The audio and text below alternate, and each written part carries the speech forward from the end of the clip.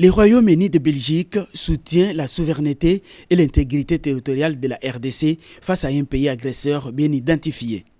Le vice-premier ministre et ministre des Affaires étrangères belge, Maxime Prévost, l'a encore répété devant le président de la République, Félix-Antoine Tshisekedi Tshilombo, ce lundi à la Cité de l'Union africaine.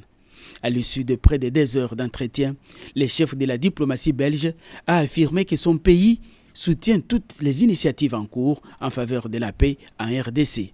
Les conflits qui se déroulent à l'est du Congo sont aujourd'hui particulièrement meurtriers.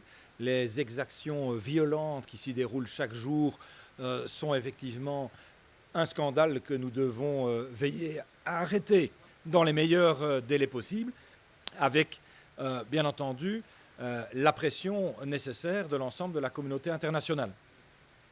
La Belgique a été très claire sur ce dossier en considérant qu'il y avait effectivement un territoire qui était agressé et qu'il y avait donc par voie de conséquence aussi un agresseur.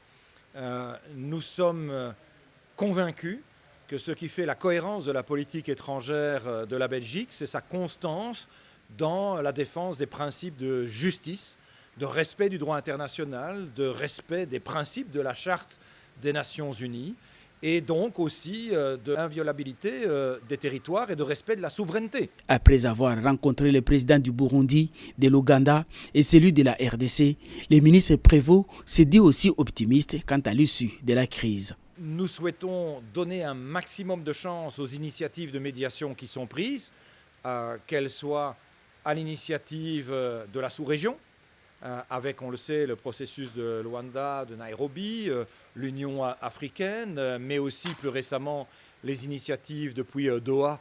La paix en RDC, il en a aussi été question entre les chefs de l'État et l'envoyé spécial britannique. La Grande-Bretagne s'est aussi rangée du côté de la RDC. Il y a un nombre de processus actuellement qui visent, qui essayent de rechercher une paix durable. Donc, il y a le processus de Luanda, de Doha, de Washington. Et l'important est que tous ces processus soient coordonnés, mais éventuellement, ce qui est important, c'est de trouver la paix, la prospérité et aussi la sécurité pour la région. Tous ces balais diplomatiques montrent à suffisance que tous ces partenaires traditionnels de la RDC n'aspirent qu'à une paix définitive.